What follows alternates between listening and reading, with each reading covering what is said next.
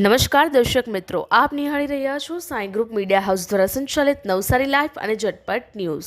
2 દિવસીય ઉનાઈ મહોત્સવ 2024નો પ્રારંભ। ઉનાઈ મહોત્સવમાં લોક ડાયરો અને લોક નૃત્યોને લોકોએ મન ભરીને માણ્યા।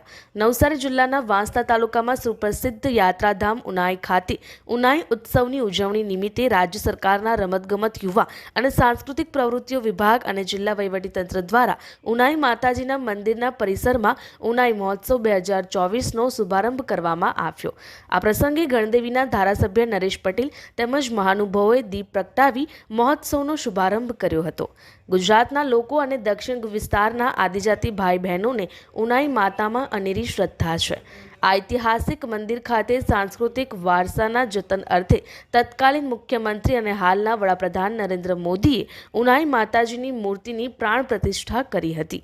2 દિવસીય ઉનાઈ મહોત્સવ એ ઐતિહાસિક ધરોહરના સાંસ્કૃતિક વારસાના જતન માટેનો ગુજરાત સરકારનો સ્તુત્ય પ્રયાસ છે। ત્યારે ઉનાઈ મહોત્સવમાં ઉનાઈ માતાજીની આરતી, મહિષાસુર મર્દની નૃત્ય, ગરબો તેમજ ગુજરાતના લોકપ્રિય કલાકાર રાજભા ગઢવી દ્વારા લોક ડાયરાના ભક્તજનોએ દિવ્ય નજારો માણ્યો હતો।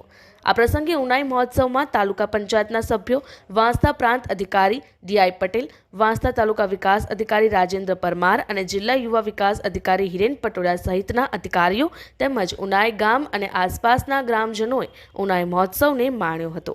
તો આવી જ રીતે અવનવા સમાચાર માટે જોતા રહો નવસારી લાઈવ અને ઝટપટ ન્યૂઝ।